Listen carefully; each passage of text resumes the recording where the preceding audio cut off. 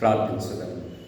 మిక్కిలి కనికరం కలిగిన మా గొప్ప దేవ, మరొక అడ్వెంట్ సీజన్లో 4వ ఆదివారం మీ సన్నిధి మేము చేరి మిమ్మల్ని ఆరాధించుటకు మాకు అనుగ్రహించిన ఈ శ్రేష్టమైన సమయం కొరకు మీకు వందనములు చెల్లించుచుంటున్నాము.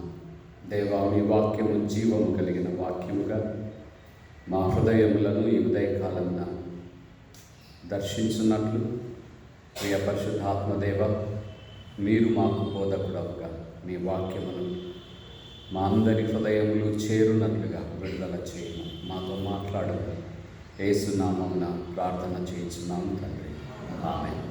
క్రీస్తునందు ప్రియమైనటువంటి సంగమం, అడ్వెంట్ సీజన్లో 4వ ఆదివారం, క్రిస్మస్కి సమీపముగా ఉన్నటువంటి మనం దేవుణ్ణి ఆరాధించుట కొరకు ఈ ఉదయకాలం చేరి వచ్చిన సందర్భంలో దక్షిణ ఇండియా క్రైస్తవ పంచాంగం మనలని ధ్యానం చేయడానికి కోరుచున్నటువంటి అంశం సంతోషించుడి, ప్రభువు సమీపముగా ఉన్నాడు.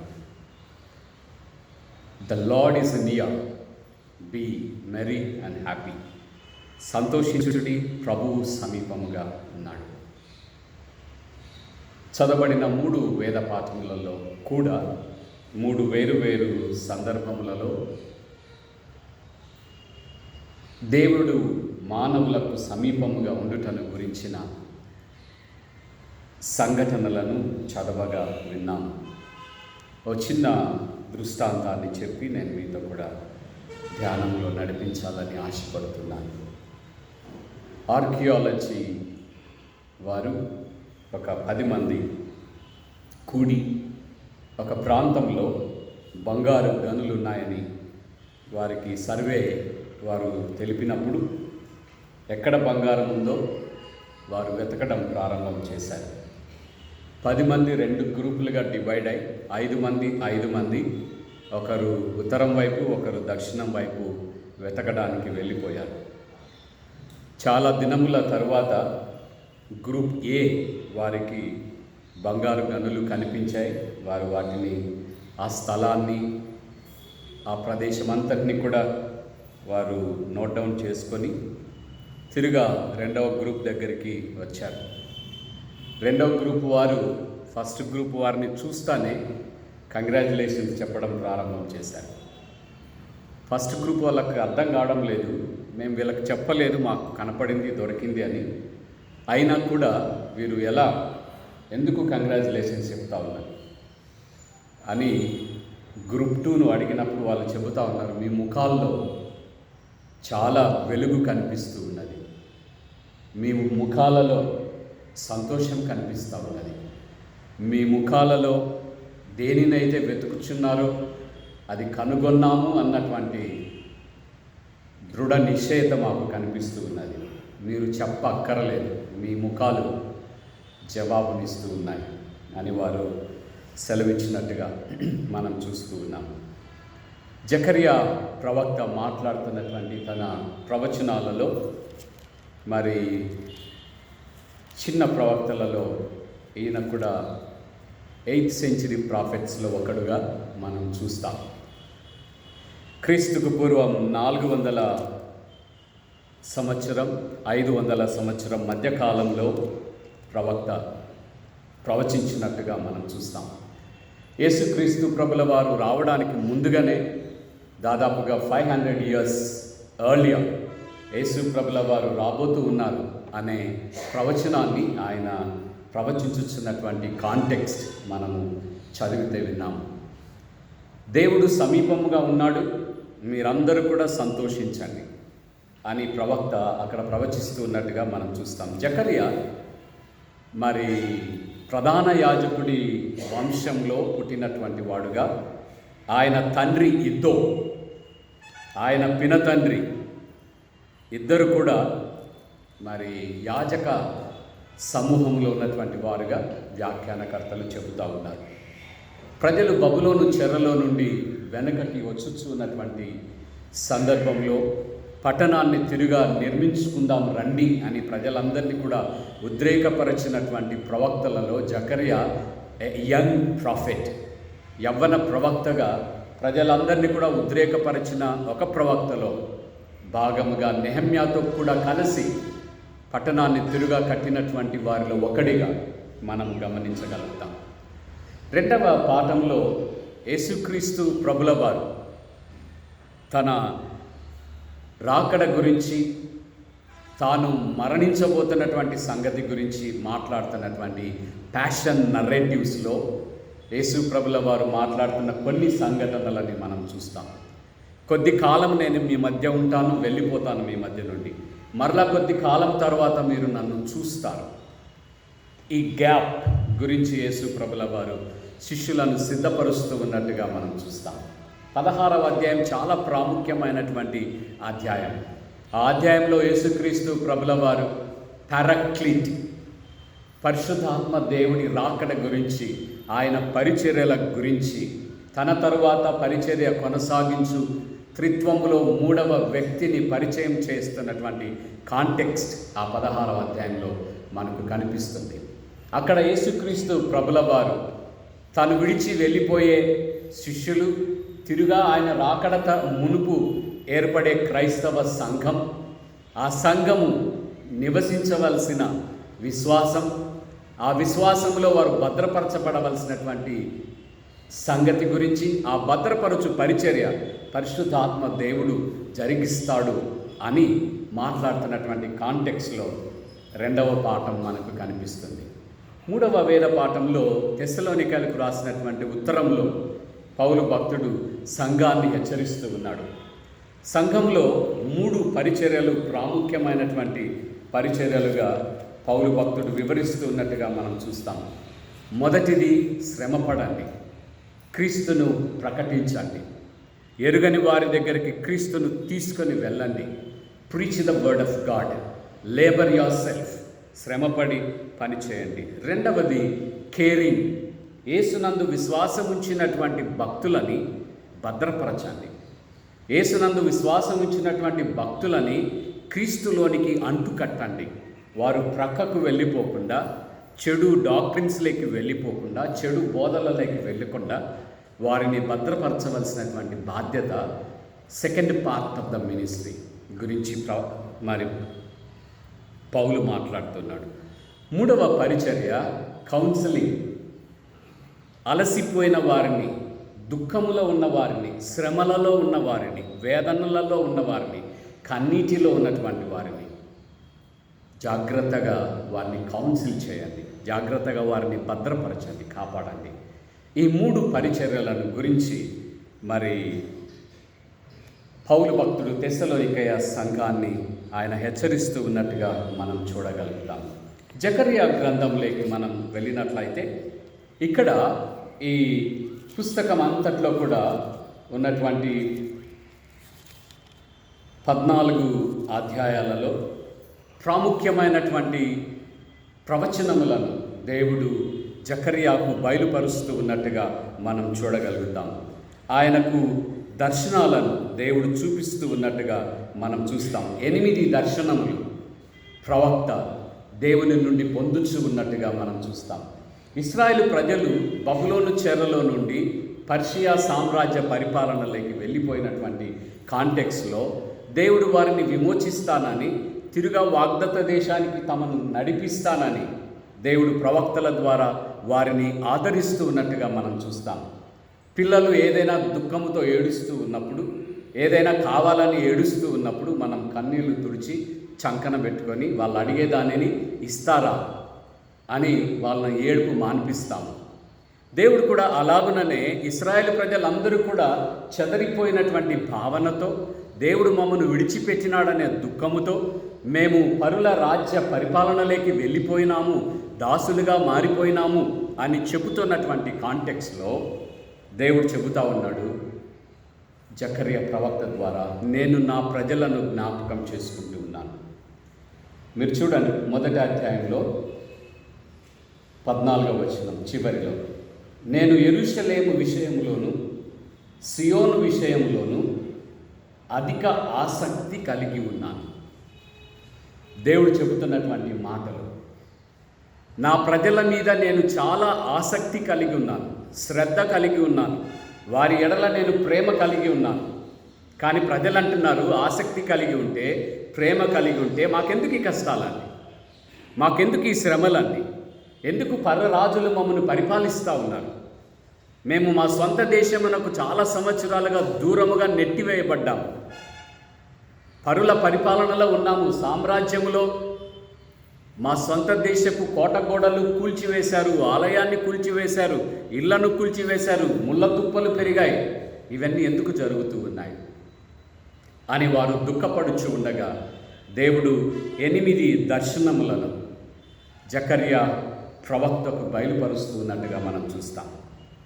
ఈ చదవబడినటువంటి 2వ అధ్యాయంలో మనము గమనించినప్పుడు దేవుడు యెరూషలేము చిరుగా రాబోతూ ఉన్నాడు. God is going to dwell among his people. తన ప్రజల మధ్యకు ఆయన తిరుగా రాబోతూ ఉన్నాడు. ఆయన చాలా సమీపముగా ఉన్నాడు.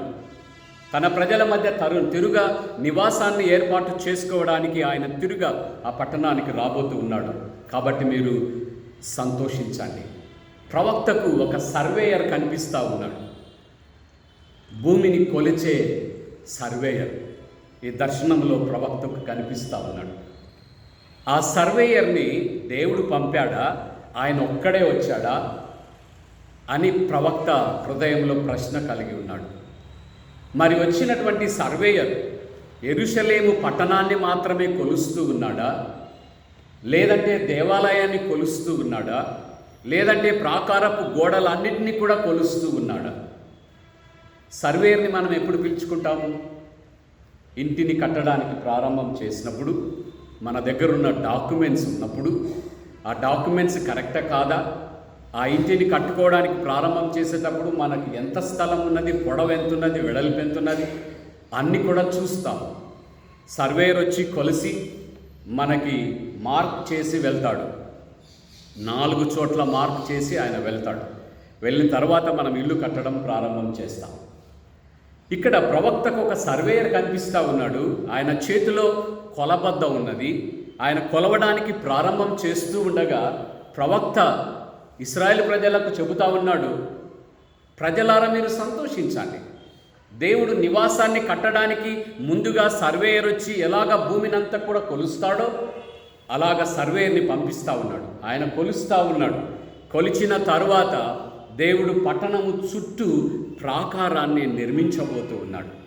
ప్రాకారమును నిర్మించిన పిదప దేవుడే ఆ పట్టణములో నివసిస్తాడు. ఆ పట్టణములో దేవుడే నివసించినప్పుడు ప్రజలందరికీ కూడా సుభిక్షము, క్షేమము, నెమ్మది, సమాధానం. మరొక శత్రువు వచ్చి దాడి చేస్తాడనే భయం లేదు. దేవుడు అంటా ఉన్నాడు, మిమ్మల్ని ముట్టువాడు నా కనుగుడ్డును ముట్టినటువంటి వాడు. మీ క్షేమము, your safety in my hands, నా చేతులలో మీరందరూ కూడా ఉండబోతూ ఉన్నారు. ప్రభు పరలోకాన్ని విడిచిపెట్టి మీ మధ్య నివసించడానికి రాబోతూ ఉన్నాడు. కాబట్టి మీరు సంతోషించాలి. ఇప్పుడున్న కష్టాలన్నిటికీ బయటగా దేవుడు ఒక భవిష్యత్తును చూపిస్తూ ఉన్నాడు. ఇప్పుడున్నటువంటి కష్టములు, శ్రమలు, కన్నీరు, వేదన, వీటన్నిటికీ బయటగా దేవుడు మీకు ఒక నిరీక్షణని అనుగ్రహిస్తూ ఉన్నాడు. ప్రాకారములు లేనటువంటి కోటగోడలు, ఇల్లులన్నీ కూల్చివేయబడినటువంటి పట్టణం, దేవాలయము కూల్చివేయబడినటువంటి మత విశ్వాసం, ఈ ప్రమాదముల నుండి, ఈ కష్టముల నుండి, ఈ కన్నీటి నుండి దేవుడు మిమ్మును తిరుగా తన సంతోషము చేత నింపబోతూ ఉన్నాడు. ఆయన మీ మధ్యకు రాబోతూ ఉన్నాడు. ఆయన మీ మధ్య నివసించేటప్పుడు every believer feels God's presence. దేవుని సన్నిధిని ఫీల్ అవుతారు. చంటి బిడ్డ ఏడుస్తూ ఉన్నప్పుడు, అమ్మ కౌగిటిలోకి తీసుకున్నప్పుడు చంటి బిడ్డ ఫీల్స్ మమ్మీ ప్రెజెన్స్. తన దేహంతో అమ్మ దేహాన్ని తాకుచూ ఉన్నప్పుడు baby comforts. Mummy presence, touch బిడ్డను చాలా ఆదరిస్తుంది. ప్రవక్త కూడా అదే చెబుతా ఉన్నాడు. దేవుడు మీ మధ్యనే నివసించబోతూ ఉన్నాడు. తన గుడారాన్ని మీ మధ్య వేసుకోబోతూ ఉన్నాడు. ఇప్పుడున్న పరిస్థితులన్నీ కూడా మీకు కష్టాన్ని, శ్రమను కలిగించేవే. కానీ దర్శనంలో దేవుడు నాకు చూపిస్తూ ఉన్నాడు. దేవుడు అత్యాసక్తి కలిగిన వాడుగా మీ క్షేమము పట్ల, మీ సంతోషము పట్ల, మీ భద్రత పట్ల, మీ అక్కర్లు తీర్చుట పట్ల గాడ్ షోయింగ్ గ్రేట్ కన్సర్న్. దేవుడు గొప్ప శ్రద్ధను మీ పట్ల బయలుపరచబోతూ ఉన్నాడు. మీ చుట్టూ అగ్ని ప్రాకారం దేవుడు నిర్మించబోతూ ఉన్నాడు. అగ్ని, థియోఫనీ, దేవుడి ప్రత్యక్షతకు ఒక ముంగుర్తు. ఎక్కడైతే ప్రవక్తలకు, ప్రజలకు అగ్ని కనిపిస్తుందో దర్శనంలో, కలలో, వారు తప్పక నమ్ముతారు అక్కడ దైవ సన్నిధి ఉన్నది. మోషే మండుచున్న పొదను చూచెను. అగ్ని కనిపిస్తూ ఉన్నది కానీ పొద కాలిపోవడం లేదు. దానికి దగ్గరగా వెలుచుండగా, ఈ స్థలము పరిశుద్ధమైనది, నీ పాదరక్షలను విడిచి రమ్ము అనే దేవుడు మాట్లాడటం మనకు కనిపిస్తుంది. జకర్యా ప్రవక్త చెబుతా ఉన్నాడు, పట్టణము చుట్టూ మీరు గోడలు కట్టుకుంటే అది భద్రత కాదు. పట్టణము చుట్టూ మీరు కావలికారు వేచి ఉండి రాత్రింబగళ్ళు మేల్కొని భద్రత కొరకు కాపాడడంతో క్షేమం రాదు. In and through the God's presence, God's dwelling will give you eternal rest. నిత్య క్షేమం, నిత్య భద్రత దేవుడు తన సన్నిధి మీ మధ్యకు తీసుకొని వచ్చిన పిదప ఆయన తన సన్నిధితో మిమ్మల్ని దీవిస్తాడు అనే సంఘాన్ని, అనే సంగతిని ప్రవక్త బోధిస్తున్నట్టుగా, god's glory will return to the Jerusalem. యెరూషలేము పట్టణమునకు దేవుని మహిమ, దేవుని సన్నిధి తిరుగా రాబోతూ ఉన్నది.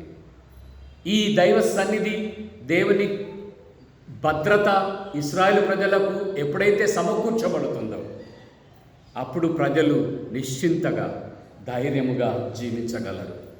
శాశ్వతము నా రాజ్యములో శాంతిని, సమాధానాన్ని నేను నెలకొల్పబోతూ ఉన్నాను.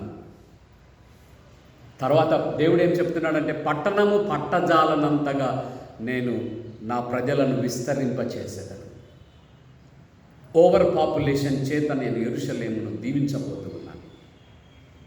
ఇది ఇశ్రాయేలు ప్రజలకు చాలా సంతోషాన్ని కలిగించే వార్త. పట్టణము పట్టణంతగా నేను జనసమూహాన్ని విస్తరింపచేస్తాను. చెదరిపోయినటువంటి ప్రజలందరినీ కూడా నేను తిరిగా తీసుకొని వస్తాను. కోటగోడలంతా కూడా దేవుని అగ్ని ప్రాకారములుగా మార్చబడబోతూ ఉన్నాయి. ఆ పట్టణంలోనికి వచ్చి నివసించేవారు ఎప్పుడు కూడా ఏ ప్రమాదముల గురించి చింతపడ అవసరం లేదు, ఏ కష్టం గురించి చింతపడ అవసరం లేదు.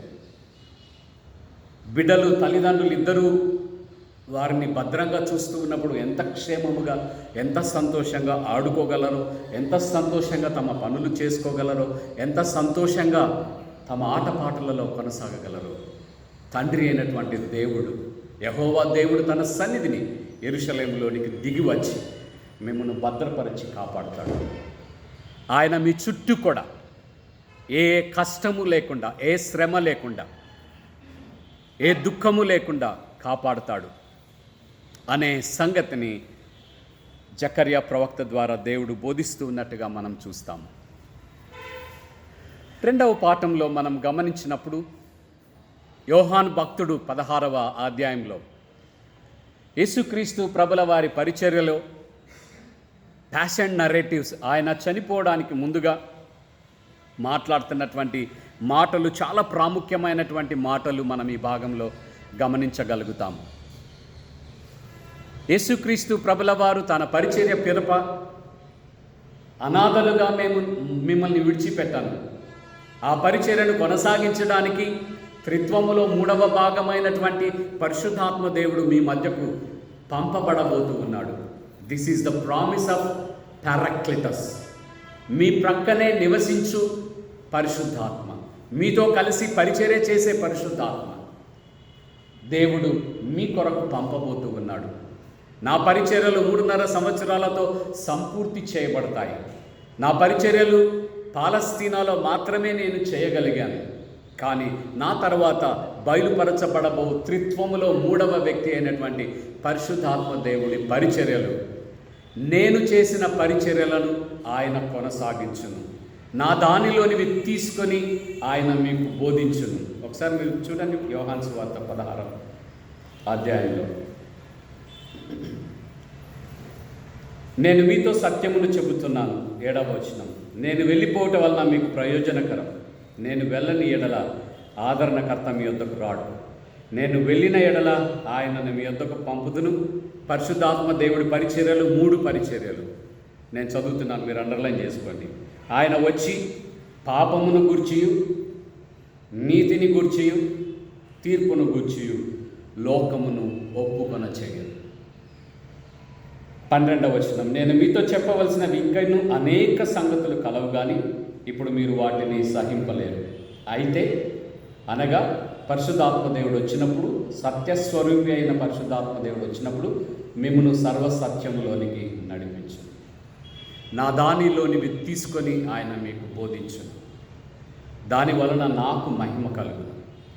These are all the ministries of the Holy Spirit. పరిశుద్ధాత్మ దేవుడి యొక్క పరిచర్యలను యేసుక్రీస్తు ప్రభుల వారు సంఘమునకు ధైర్యపరుస్తూ ఉన్నాడు. మీరు కలవరపడవలసిన అవసరం లేదు. నేను వెళ్ళిపోవు సమయం వచ్చిందని మీకు చెబుతూ ఉండగా నువ్వు లేకుండా ఎలా జీవించగలమని మీరు దుఃఖపడవద్దు. భర్త భార్యతో నేను చనిపోయే సమయం వచ్చింది అన్నాడు అనుకోండి, లేకుంటే భార్య అన్నదనుకోండి భర్తతో, లేకుంటే తండ్రి అన్నాడు అనుకోండి పిల్లలతో, ఇంకా అయిపోయింది నా సమయం, నేను వెళ్ళిపోతున్నానని బాధపడతారు, కలవరపడతారు. యేసుక్రీస్తు ప్రభుల వారు కూడా ఆయన బోధ వింటున్నటువంటి, ఆయన చేత పిలువబడినటువంటి 12 మంది శిష్యులను కూడా నేను వెడలిపో సమయం ఆసన్నమైంది కానీ కలవరపడవద్దు. నా మినిస్ట్రీస్ని holy spirit God will continue. పరిశుద్ధాత్మ దేవుడు నా పరిచర్యలను కొనసాగిస్తాడు అని యేసు ప్రభుల వారు ఇక్కడ ఒక ఉపమానాన్ని చెబుతూ ఉన్నట్టుగా మనం చూస్తాం. ప్రసవ వేదన పడుచు ఉన్నటువంటి స్త్రీని గురించి యేసుక్రీస్తు ప్రభుల వారు మాట్లాడుతూ ఉన్నారు. బర్త్ టైమ్స్, ప్రసవ వేదన. వేద గ్రంథంలో కొన్ని చోట్ల, ప్రవక్త గ్రంథాలలో స్త్రీ ప్రసవ వేదన పడునట్లుగా నేను మీ కొరకు ప్రసవ వేదన పడుచు ఉన్నాను. ఫెమినిస్ట్ ఇమేజ్ దేవుడు తనను తాను బయలుపరుచుకోవడానికి స్త్రీ ప్రసవ వేదనని ఒక ఉదాహరణగా వాడుతూ ఉన్నట్టుగా మనం చూస్తాం. స్త్రీ ప్రసవ వేదన పాత నిబంధన భాగంలో అంతటా కూడా it is a reference for the persecution. ఆయన యందు విశ్వాసం వచ్చినటువంటి భక్తులు పొందే శ్రమలను వ్యక్తము చేయడం కొరకు స్త్రీ ప్రసవ వేదనని ఉదాహరణగా వాడుచు ఉన్నట్టుగా మనం చూడగలుగుతాం. యేసుక్రీస్తు ప్రభుల వారు కూడా చెబుతూ ఉన్నారు, ప్రసవ వేదన పడుచున్నటువంటి స్త్రీ ఆ దుఃఖాన్ని, నొప్పిని, వేదనని, కన్నిటిని కుమారున్నో కుమార్తెనో పొందిన వెంటనే మరచిపోతుంది. అలాగుననే మనమందరం కూడా దేవుని విశ్వాసం ఇచ్చినటువంటి భక్తులముగా ఎదుర్కొనబోయే శ్రమలు, సంఘం ఎదుర్కొనబోయే కష్టాలు, ఆది సంఘం ఎదుర్కొన్నటువంటి పర్సిక్యూషన్స్, 1వ శతాబ్దంలో డేసియస్, నీరో, రోమన్ ఎంపరర్స్ క్రైస్తవ సంఘాన్ని చాలా కఠినంగా చంపివేశారు. ఆ శ్రమలన్నిటి గురించి యేసుక్రీస్తు ప్రభుల వారు ముందుగానే శిష్యులను హెచ్చరిస్తూ ఉన్నట్టుగా మనం చూస్తాం. ఈ శ్రమల గుండా మీరు నడిచి వెళ్ళిన పిదప గ్లోరిఫికేషన్, మహిమను పొందుతారు. ఈ శ్రమల గుండా మీరు వెళ్ళిన పిదప దేవుని క్షేమకరమైన చేతులలోకి మీరు వెళ్తారు. ఎలాగైతే ప్రసవ వేదన పడుచున్నటువంటి స్త్రీ సంతానాన్ని పొందిన తర్వాత వేదనంతా మర్చిపోతుందో, అలాగుననే మీరు కూడా ఒక క్రొత్త రిలేషన్షిప్లోకి, ఒక క్రొత్త బంధములోనికి దేవుడితో ప్రవేశించబోతూ ఉన్నారు. దానికి ముందుగా శ్రమల గుండా వెళ్ళాలి. శ్రమలు పొందుచూ ఉన్నప్పుడు అవే మీ జీవితాలని శాసిస్తాయని, అదే మీ జీవితాలని ప్రభావితం చేస్తాయని, నాశనం చేస్తాయని భయపడకండి. దాని తరువాత కూడా జీవితం అన్నది, ఆ జీవితాన్ని మీరు రీచ్ కావడానికి కాన్ఫిడెంట్, ప్రేయర్ఫుల్గా మీరు సిద్ధపడి ముందుకు వెళ్ళమని యేసుక్రీస్తు ప్రభుల వారు ఈ భాగంలో మాట్లాడుతున్నట్టుగా మనం చూడగలుగుతాం. యేసుక్రీస్తు ప్రభుల వారి యందు బయలుపరచబడుతున్నటువంటి మెస్సాయ మనం అంగీకరించినప్పుడు మనమందరం కూడా శాంతి చేత, సమాధానం చేత, నెమ్మది చేత, దేవుని సన్నిధి చేత దీవించబడతాము అనే బోధ యేసుక్రీస్తు ప్రభుల వారు ఈ భాగంలో మాట్లాడుతున్నట్టుగా మనం చూడగలుగుతాం. తర్వాత తెస్సలోనికైలకు రాసిన పత్రికలో పౌలు భక్తుడు మాట్లాడుతూ సంఘమును హెచ్చరించుచున్నటువంటి హెచ్చరికలను ఈ భాగంలో మనం చూడగలుగుతాం. శ్రమపడుచున్నటువంటి కమ్యూనిటీగా మీరు క్రీస్తు ప్రభుల వారిని ప్రకటించు సంఘముగా మీరు ఉండండి. సంఘముగా మనము సంతోషంగా ఉన్నాము, ఆనందంగా ఉన్నాము అనడంతో ఆపివేయకుండా సంఘముగా మనం ఎన్ని క్రొత్త సంఘాలని ప్రారంభం చేయగలిగినాము, ఎంతమందిని క్రొత్త క్రైస్తవ విశ్వాసులని మనలోకి చేర్చుకొనగలుగుతూ ఉన్నాము, క్రొత్త విశ్వాసుల కొరకు ప్రాకులాడుతూ ఉన్నాము. నేను క్రీస్తుని మరొకరికి పరిచయం చేయగలుగుతూ ఉన్నానా?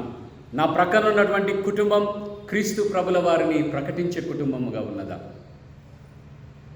పౌలు భక్తుడు సంఘాన్ని కోరుతున్నది ఏంటంటే లేబరింగ్, శ్రమ పడండి, పని చేయండి, క్రీస్తుని ప్రకటించండి, అనేకులను క్రీస్తు దగ్గరికి ఆహ్వానించండి, తీసుకొని రండి.